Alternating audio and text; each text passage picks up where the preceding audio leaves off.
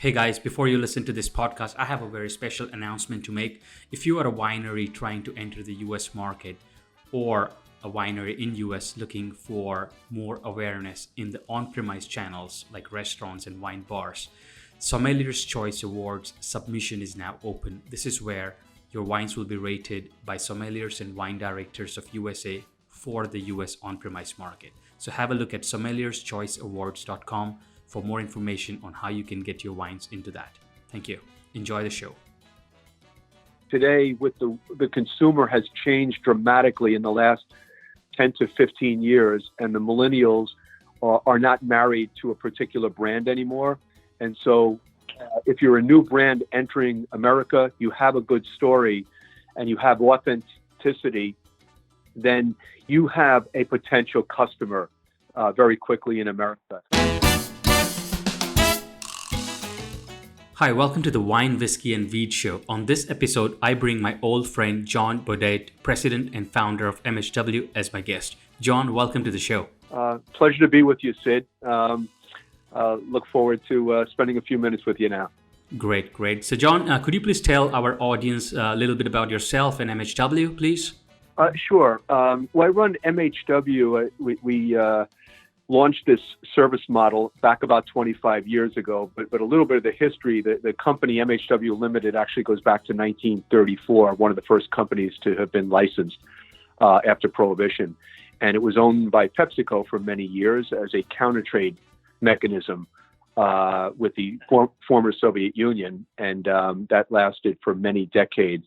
What I mean by that is PepsiCo effectively created Stolichnaya for the U.S. market, the Russian vodka, and in exchange was shipping Pepsi concentrate into the Soviet Union. That was their need to acquire a company, which was MHW at the time. This goes back to 1970.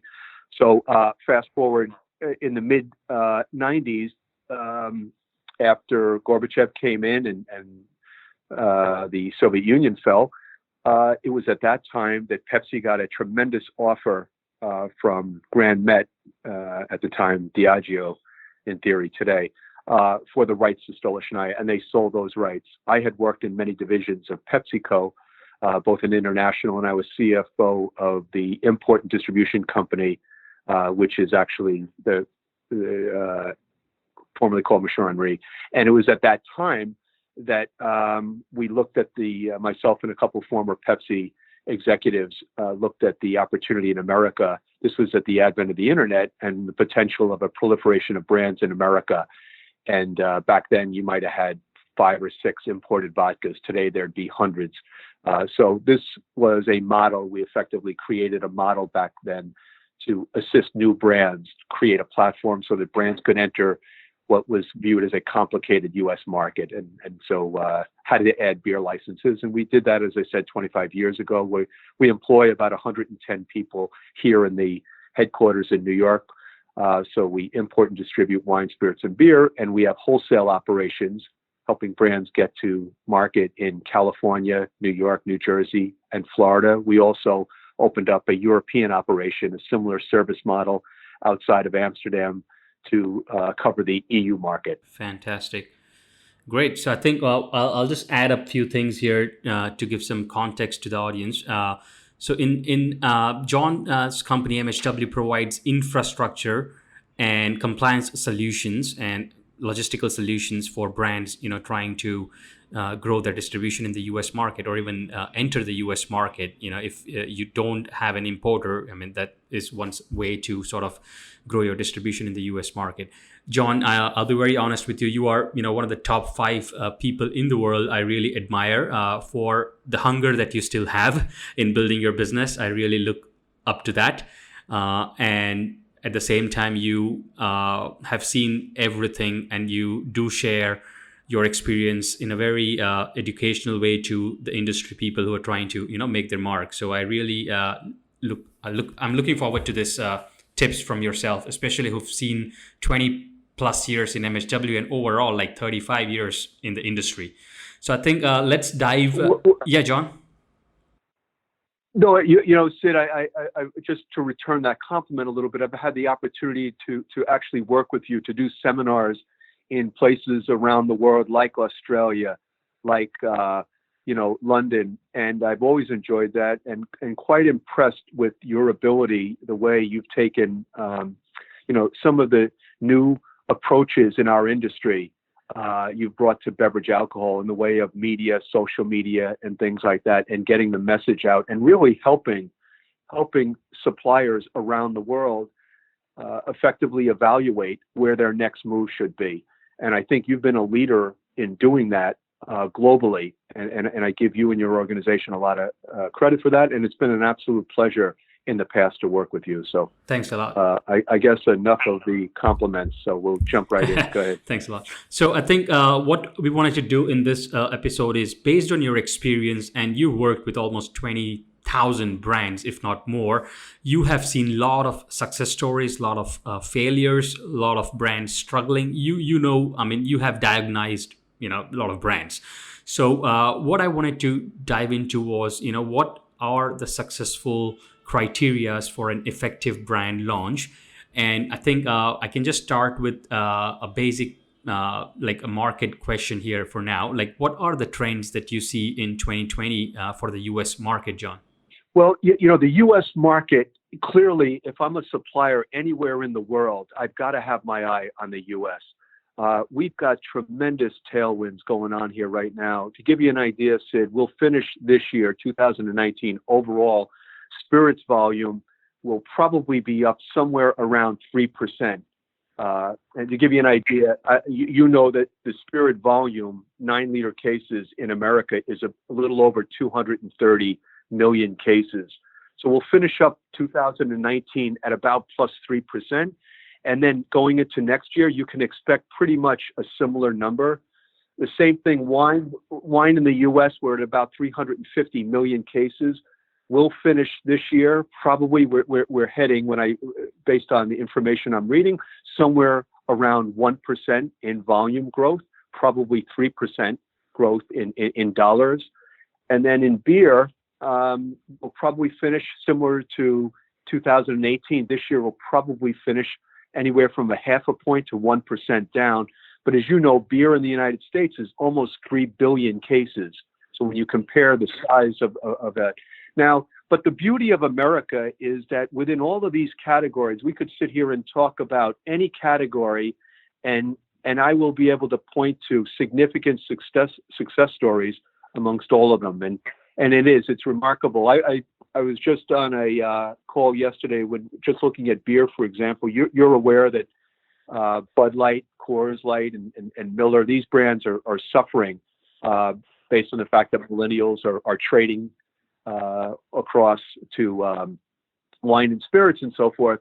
Yet here we are with this hard seltzer phenomenon that's going on in America. And if you and I were talking 5 years ago, it effectively didn't exist. And now this year, 2019, there's going to be somewhere between 15 and maybe as high as 18 million cases of a little category that didn't really exist 5 years ago. So just when you think you've seen it all, you realize you haven't, and it just keeps changing, but all in a positive way. So America is clearly the place where I think foreign suppliers, I could talk about other tailwinds, and we have a good economy. That's part of the reason we're faring very well in America.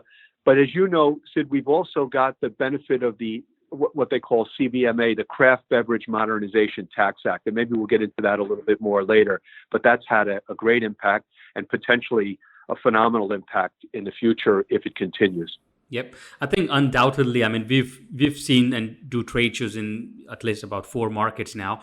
And for sure, US still remains, most, like I would say, real mature, but at the same time, the most attractive market for our exhibitors and for the customers. There's no doubt about it. Especially for the medium and small guys. I mean, like you gave a case of Budweiser and Miller, for example. I mean, they are big brands, but if you're really a small or a medium size, I mean, the room to grow in this market is huge. Like, you can just keep on growing from 0 to 100 million, and you won't even notice that you are a $100 million business. Exactly. It is. And the beauty of it here is that as you know, today with the consumer has changed dramatically in the last 10 to 15 years, and the millennials are not married to a particular brand anymore.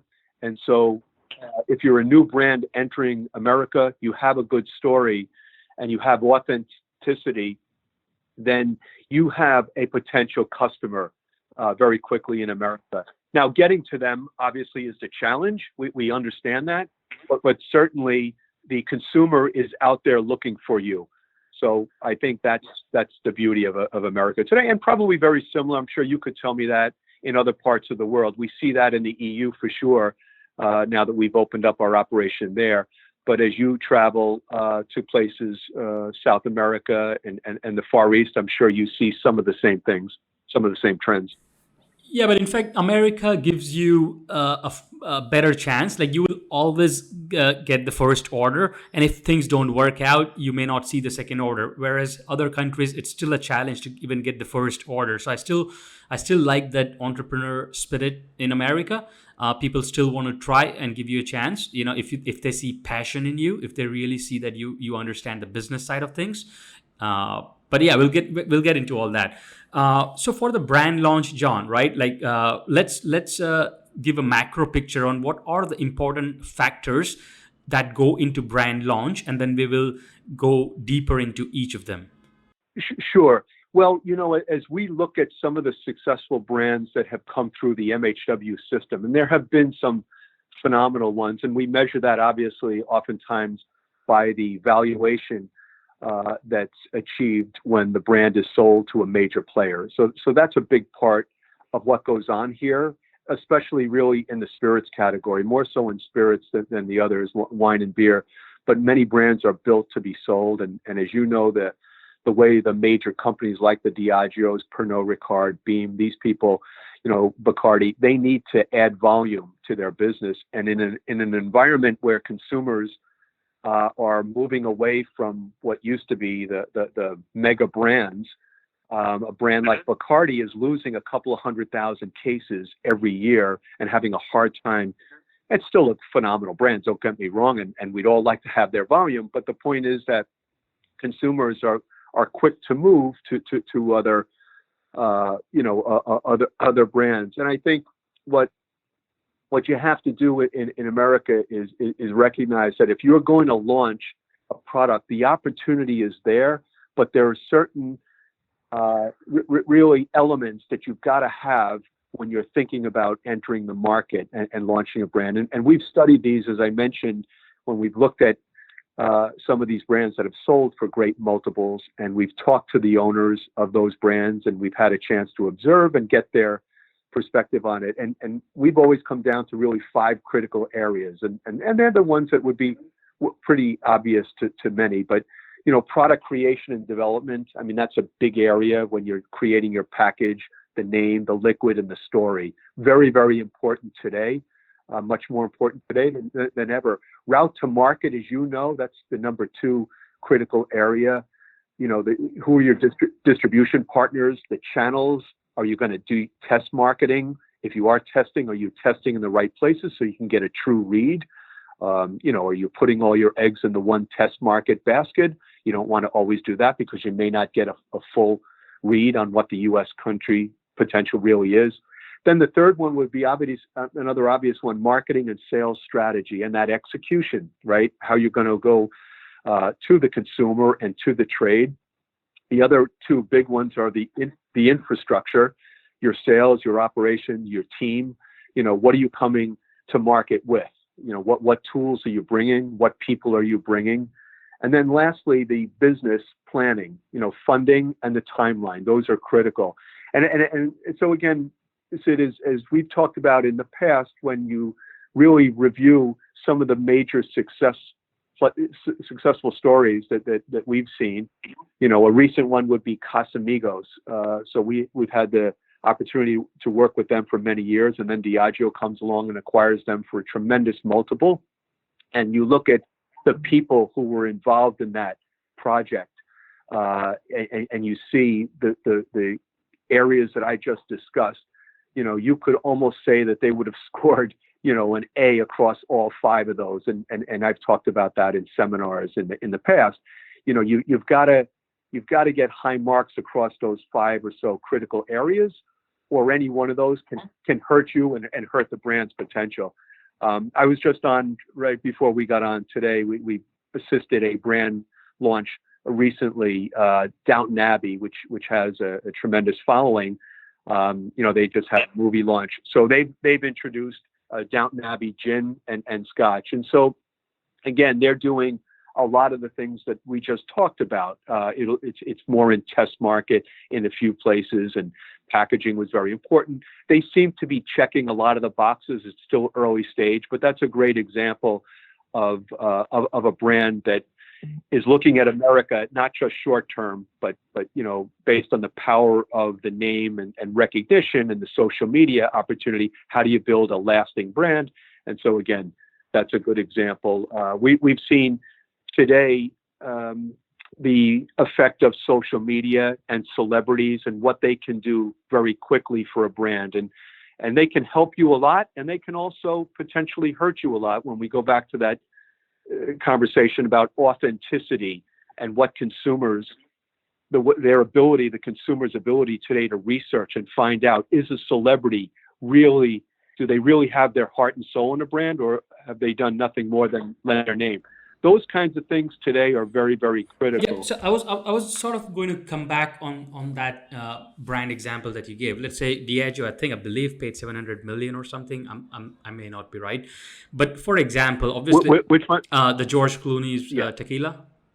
Yes, So that was a $1 billion wow, valuation right. they got. Yeah. Right. Now, for example, I mean, we all know it's not George Clooney who's doing the hand selling and knocking the doors and opening and doing product sampling, right? So let me ask you, like, who was it all boils down to one person who was driving it. Who was it? Like vice president, or marketing, or a sales manager?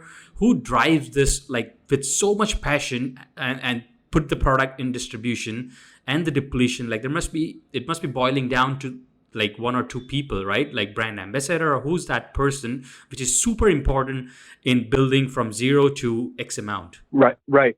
Well, it goes back to one of the points we brought up before about the infrastructure, right? You have to assume, obviously, Clooney, in that case, Clooney is involved in a brand. He does a very good job of subtly getting the message out there, right? It's amazing how well he did that. But you're absolutely right.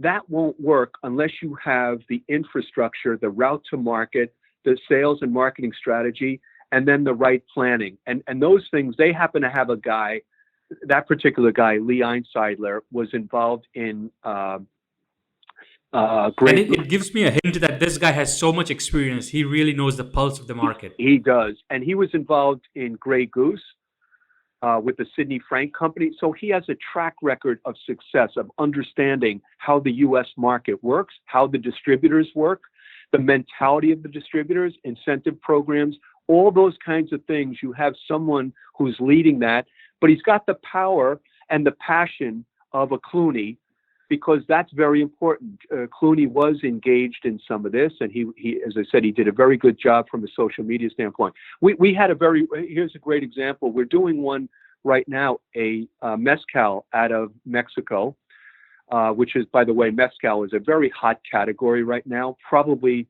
will surpass 500,000 cases this year. Doesn't seem like a lot when you think about it in terms of overall spirits at 230 million, but it's basically a new category, and it's going to draw heavily from tequila in the coming years. But in this particular one, Dos Hombres is led by two actors, Bryan Cranston and Aaron Paul. They're most well known recently for Breaking Bad, a very successful show, and so they've launched this brand, and I saw the power of social media. I see where, to your point, Sid, they're the ones that are putting the sweat and time and money into it themselves, and they're engaged. But yes, they have players around them. I obviously they came to MHW, so they've got the infrastructure. They have route to market. They have a lot of, I guess, input from players are in our organization, but obviously they've gone out and they've used some contacts and have some relationships now with some of the major wholesalers. So I think that's helped them tremendously. But it's that combination of actual an authentic, celebrity that. Yeah, I think it's a combination of that push and pull. Like pull can come from the marketing, which drives sales from the retail, and then the push has to come from the experience and the trade and the nuts and bolts of the industry. Exactly. And I think, if you do that right, you increase your chances dramatically, but you got to have the right players. That if you come into the United States, even if you're a foreign brand with all kinds of success in the homeland, when you come to America, it is a different model I that mean, you've got to forget about master. foreign brands. I had like so much retailers telling me that I will not buy Budweiser if they don't give me this price. I'll buy Miller. Like forget about foreign. I Right. mean, they won't buy Budweiser. Imagine that, Right. No, right? no. So let's go back to our product creation. I had one question. Lots of spirit producers, especially the spirits guys, ask that do I change my packaging to 750 ml? In Europe it's 700 ml. What's your take on that? Like, how do they go about product creation? Well, I mean, again, the United States, we do have that 750 ml requirement. Our standard sizes are different from other places. But again, today with the way packaging, you can get bottle molds developed today a lot cheaper than years ago, as you know. And I think there are plenty of sources out there for glass and packaging at a very, very reasonable cost. And that's made things a lot easier for brands. Packaging is critical in the United States, as it is, I'm sure, in other parts of the world, assuming the liquid is going to be very good. I mean, obviously, no one should go to market with a poor liquid, but packaging becomes very critical because of consumer choice. When they walk into stores and they look at shelves, clearly, and I'm talking about wine as well as beer and spirits, there are so many labels there. Packaging can make a very, very big difference in terms of getting trial. So a unique packaging.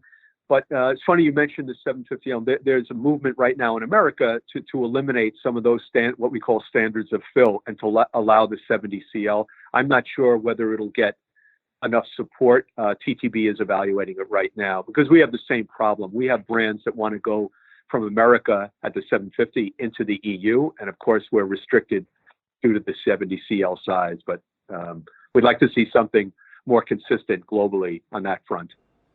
Yep, got it. So I think I'll also add my 2 cents to this product packaging. I think I've noticed that people don't pay attention to the branded display, but I think US is big on a nice quality carton. Like retailers hate a bad quality carton or a brown box. They really want to identify, even the distributors want to identify. We're talking small and medium distributors here who don't have like systems in place. They visually find your case when they are loading the truck. So I think, making sure that your case is nice, good quality, branded really helps the trade, and they understand that you understand the business, like you are an educated supplier. Very, very important. And that when you go to them, you've got to be able to check the key boxes, right? One of the big boxes being, hey, are you in play? Meaning, do you have a distributor? Can I get the product, tomorrow if I need it? It's very, very difficult and almost impossible to think you're going to get interest from players in America if you don't have a solid sales proposition, including a brand that can be acquired the next day or two. Very, very, very important. On the route to market, John, what's your advice, or what's your? I know that it depends on the product, I'm sure, and the funding and the appetite to and the ambition. But what's your route to market strategy? Like, would you pick a capital city or a couple of states that you think people normally test their brands, like New York or California? Because you've seen a lot of brands, right? So is there a set in stone, like some cities and states where they can get some good feedback? Yeah, Sid, it's a great question because America, when people look at the American market, with your experience, you recognize it can almost be 50 separate countries, right? Like Europe, in many ways. But if you're a foreign brand coming into America, I'm a big advocate of just targeting a couple of key markets, and depending on your category, if you're looking at the wine side and you're an imported brand, while California may be by far and away the largest consumption market, clearly a lot of that consumption is in the area of domestic wines. So when it comes to imports, the New York, what we call the New York metro market, where you can touch New Jersey, northern New Jersey, I should say, New York City, Westchester, and Long Island, the amount, you're talking over 15 million cases of imported product just in that market. And the beauty of going to a place like New York is that when we talk about route to market, there are service providers like an MHW where you can be effectively test marketing very, very quickly and being able to get to the retailer and get orders delivered following day. But that's an important element of, for considering different markets. It's the route to market. How easy is it for you to get your product to a retailer? And it tends to be markets like California, New York, and Florida, three of the clearly the top markets in the U.S. Fortunately, there are some pretty good third-party service providers that can assist in helping get to that retailer. So I'm a big advocate of New York, Miami, Los Angeles, Chicago. Again, you have a significant amount of consumers there, and when it comes to imported brands, that's where a lot of that consumption is taking place. Understood. For the marketing and sales part, what do you advise? Like if for a small and medium-sized winery or brewery or a distillery who cannot afford brand ambassadors, what's the best way to put their money? Like where is the biggest ROI? You giving back to the retailer or sales rep incentives?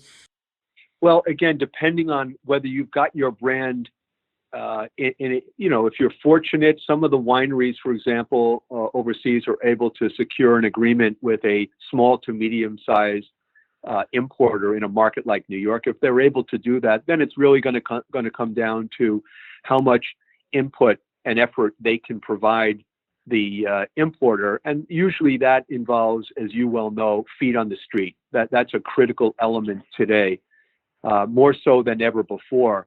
The challenge is that everybody knows that today, Sid. When you and I used to talk about this 5 or 6 years ago, it was a little bit of a novelty almost. Well, today, it's not a question of whether you have them. The assumption is you're going to have them. The distributors today, whether it's the big guys or the medium to small, they expect the supplier to do a lot of the legwork. And so now on the flip side is that there are now options and assets out there that you can tap into that really didn't exist 5 years ago. We have a relationship with a company called BevStrat, for example. They started just a couple of years ago, and that's what they do. They've got 5 or 6 people on the ground in markets like New York, Miami, Los Angeles, Chicago. And there you're able to effectively tap into those sales reps and have them out there promoting or selling your product. So I know about Brian, I think. Yes. And so basically, what you pay on commission, or how does this model work? No, there's a certain fee that's paid, and the beauty of that model is that it's basically what they call touches.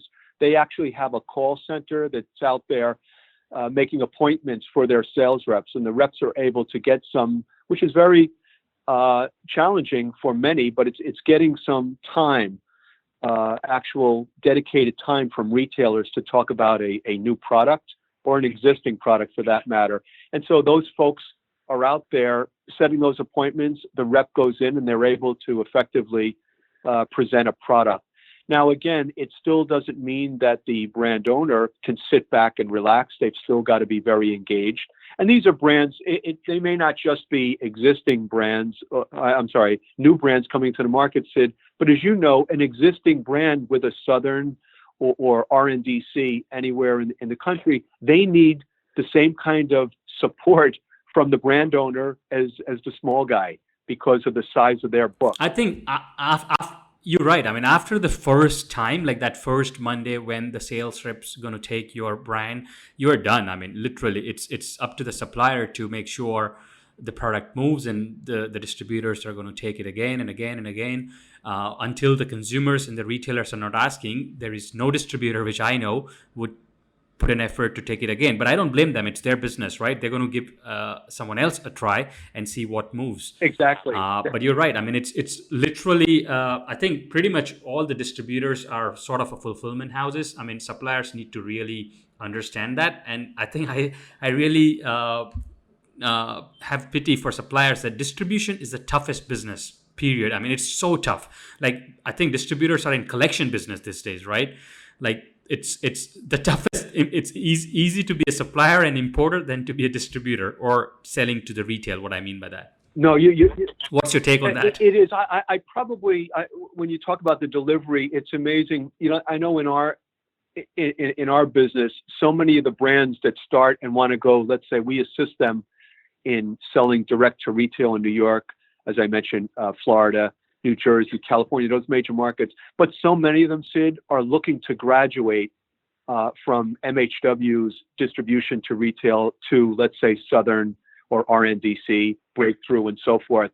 And because, again, your point about, yes, they are delivery service, but they do bring what I'll say, a credibility to the market, meaning that when you're of a size and you can make it into their book and you're meaningful in their book and you're doing all the right things, what they can do is... I agree, but as you said, they expect you to build up using like, let's say, MHW, and then you once you're ready for the national chains and have got some pre-orders and whatnot, then it makes sense to go on that route. Yeah, correct. I mean, it's very, very difficult. It would be hard to get a return phone call, as you know, from them today on a new brand. But my point is that I've heard the comments about, oh, yeah, they're basically a delivery service. But on the flip side, what we have to realize is that what they can do, if a brand starts to take hold and a little bit of a firelight, that big wholesaler is capable of getting that message across 150, for example, salespeople that very quickly can turn that little spark into a raging fire. And I give them some credit because they know how to effectively communicate that down to the sales force and on a hot brand. And that's how some of these brands, if you notice, if something blows up in the United States, oftentimes it's those feet on the street from the distributors that were able to help make that happen. But I'm with you. I mean, none of that happens without a lot of great work by the brand owner, because without that, I mean, what I meant was, you got to feel for the distributor. I mean, if you really feel and care about the distributor's business, then you will succeed. Yes. And you're right. And you have to be educated and knowledgeable of what makes them tick, right? Why are they going to promote one product? How do you incentivize? What are the margins they're earning on a particular brand in a particular category? And how do you fare against that? All of those things, you're right. And I know you've operated your businesses historically in the United States. You've sold product here, and you know the distributor mentality, and you've seen that mentality change over the years.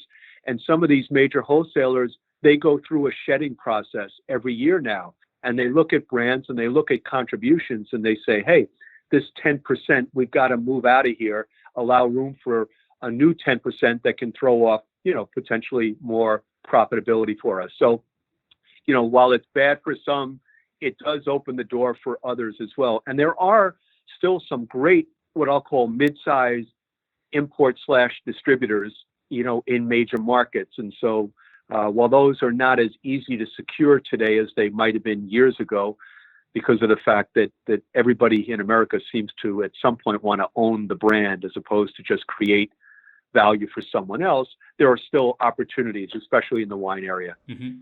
So, John, what do you think? I mean, I see a lot of new models popping out, like, mini bar and apps and this and that. Like, are there any like new channels? Like, I just came from China and it's insane. Like, what kind of different models exist out there? It's like some other world.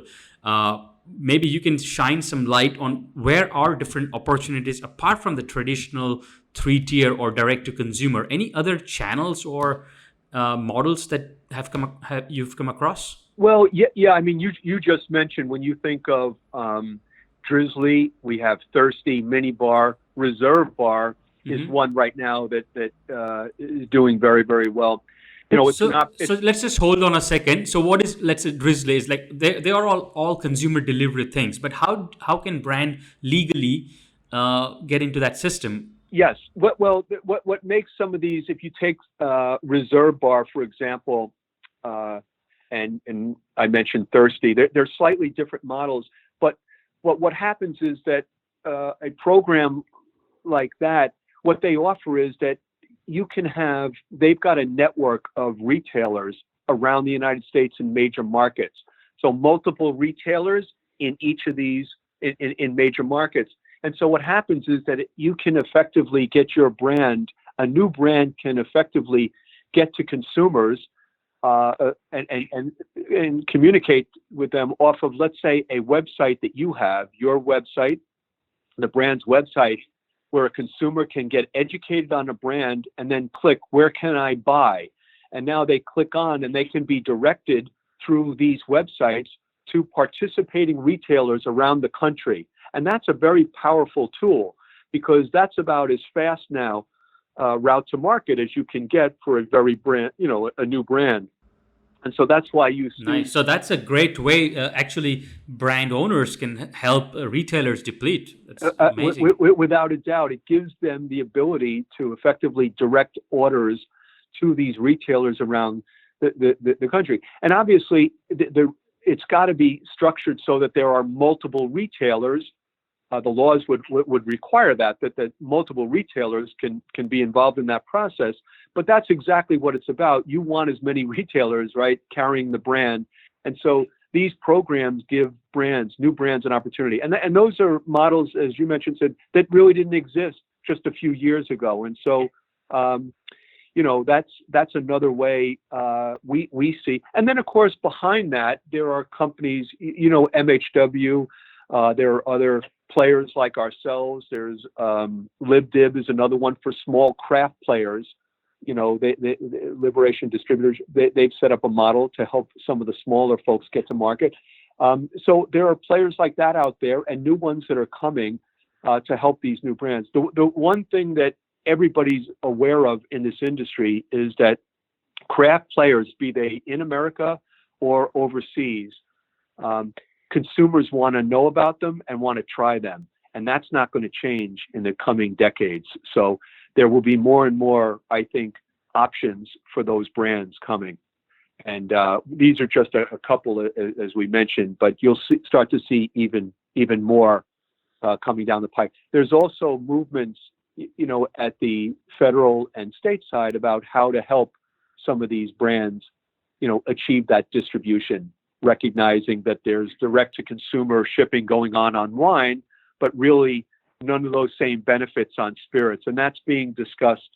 I know we're involved in discussions down in Washington on that front today about how do we allow or come up with a model that allows players, not just domestic, but foreign, to be able to deal directly with consumers in a controlled environment so that, obviously that from a social responsibility standpoint and from a tax collection standpoint, that all the parties are protected, similar to the way they handled the wine side. Can that be done for spirits at some point down the road? Understood. So I think number fourth point was infrastructure, and I think we can understand what that means. I'll jump to funding and timeline because I had a question there on the timeline. Like, do you have any specific months that you would advise brand owners to sort of launch? Like, I mean, based on my experience, for example, I would pick like March or April, where distributors and retailers are opening up to new products, and then get super ready by October, and then boom, like go for the big displays and have like a 12-month plan. What's your learnings? Well, I think you're right on that. I mean, first quarter, I would say even if you could get to market even January and February, where you might have an opportunity to get more of the what we'll call the distributor and retailer time. in those early days. I think that's very, very helpful. One thing we've got to consider, any brand coming in, there's obviously the approval process. And that approval process down in Washington is probably, depending on the category, if it's spirits and involved with How's that formula. going these days? I mean, Well, you would know more than anyone it, else. it, it- it's actually, it had picked up.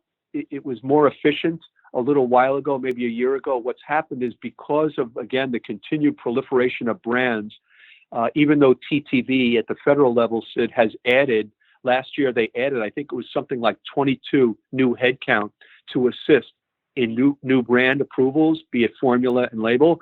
They're still training people. And so what's happening is that you have some delays in getting approval. So I would allow myself extra time on that. I would always say, give yourself 2 to 3 months on that whole process, Yeah. just to be So absolutely covered on that. You got could it. get lucky and it could Let me get just expensive. Yeah. understood. Let me explain that to the audience. So, for example, if you're an Australian winery, you already have an importer saying yes, and they gave the purchase order. It will take about 2 months to even get your labels approved before you do your printing batch. So just keep that in mind. And then the second is, let's say you're a Californian winery or a distillery trying to get a New York wholesaler.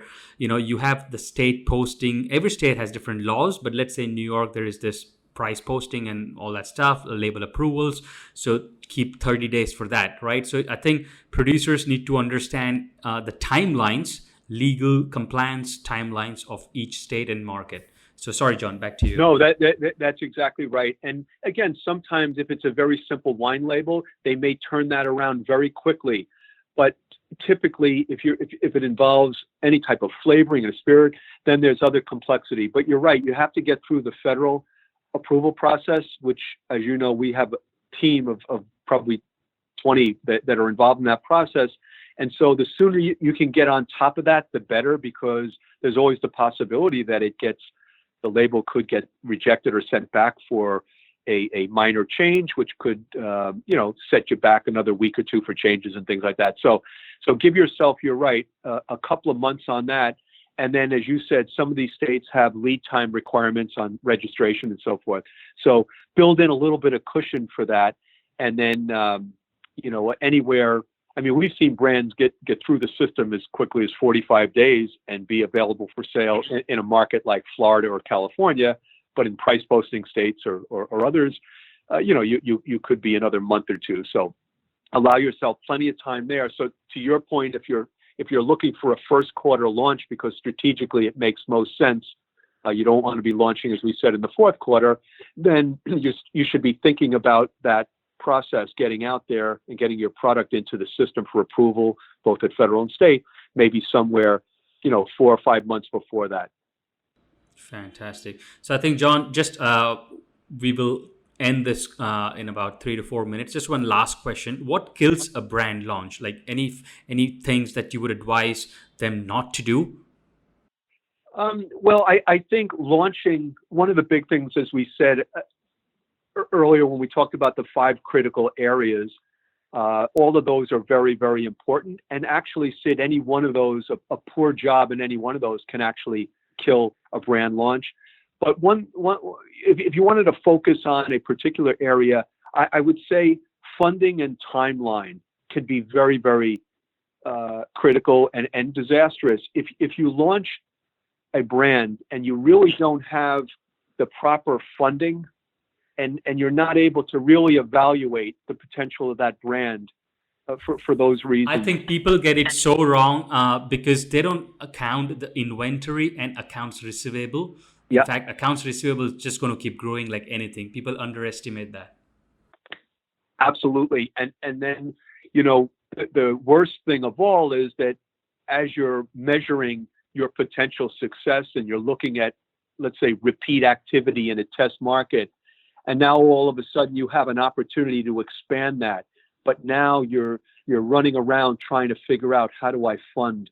Well, then you've really hurt yourself, dramatically in that particular case. And so understanding the funding side of it and the timeline, and recognizing that in America, it's not going to happen overnight. Yes, every once in a while you'll see a rocket ship brand, But even most times, I'll tell you that if you look back, those brands tend to have been around a little bit longer than the average consumer realizes. A great case in point, and probably maybe a drastic one, is Tito's vodka.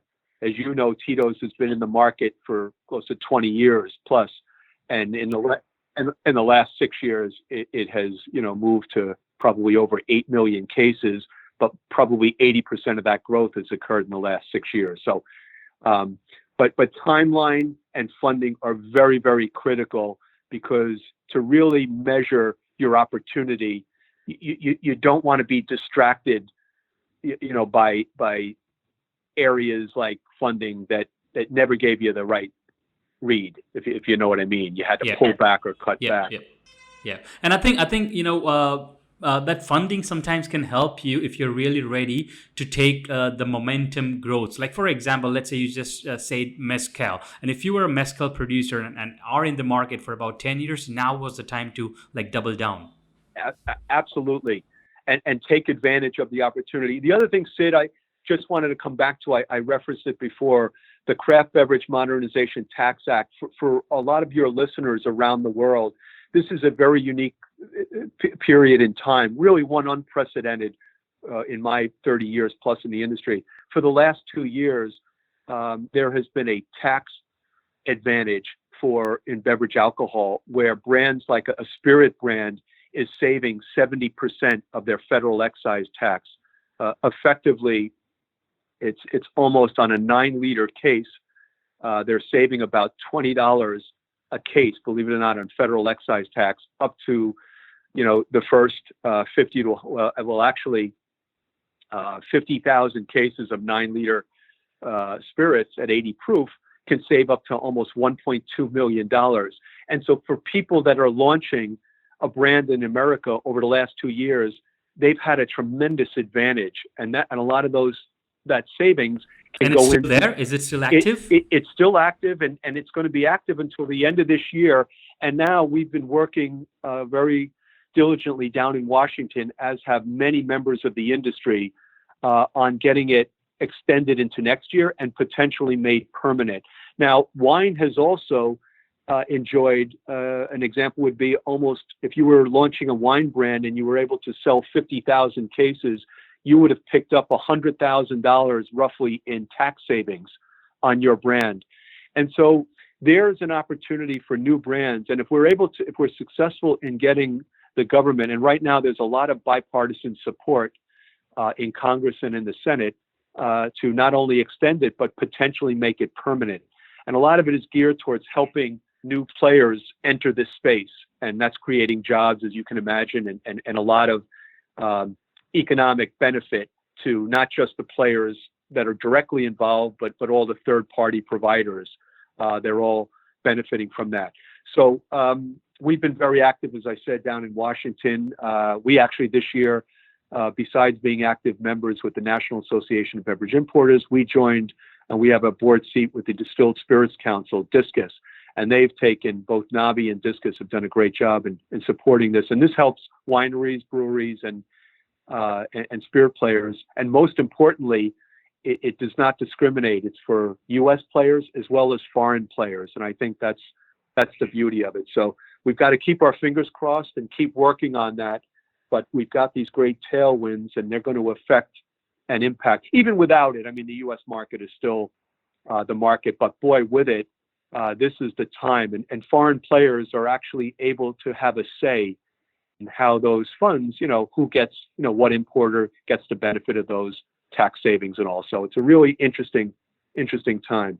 One that I never thought I'd see in terms of tax savings that can be used now, that move from federal excise tax to potential marketing and sales dollars. Fantastic. Got it. Super. So I think, America still is the best market, folks. You should for sure go out there and sell. So John, I think thanks very much. We are ending this. Have you got anything else to say? Anything else you would want to add to this, which you may edit and add it? Sure. Just to say that so much of what happens in America is still contingent on strong social responsibility, and I think America is doing a terrific job in that area. And I think it leads the world that way in terms of quality of product. We don't have some of the problems that the rest of the world seems to have sometimes in terms of whether a product coming in is the product it's supposed to be.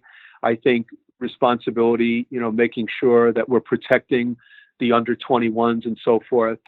Organizations like responsibility.org, which is part of DISCUS, they do an amazing job that way. That's very, very important to the marketing and sales of product in America. So you've got to have that balance where people recognize that, yes, we want more access for new products in America. And at the same time, we've got to make sure that we're socially responsible, and that, the young people today, that when they see the marketing and advertising out there, that it's not drawing people in that shouldn't be in.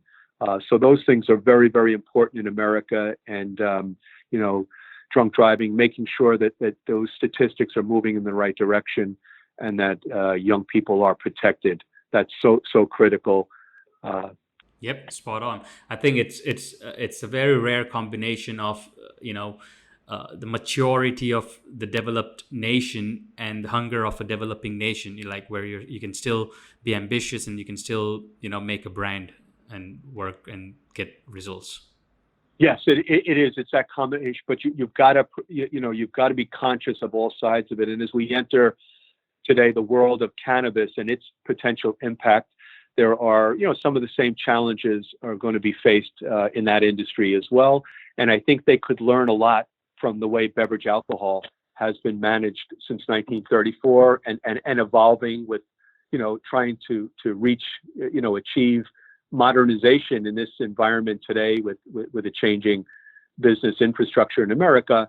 I think, as I said, cannabis will learn and can learn a lot from the way alcohol, both at the federal and state level, has been handled in a positive way.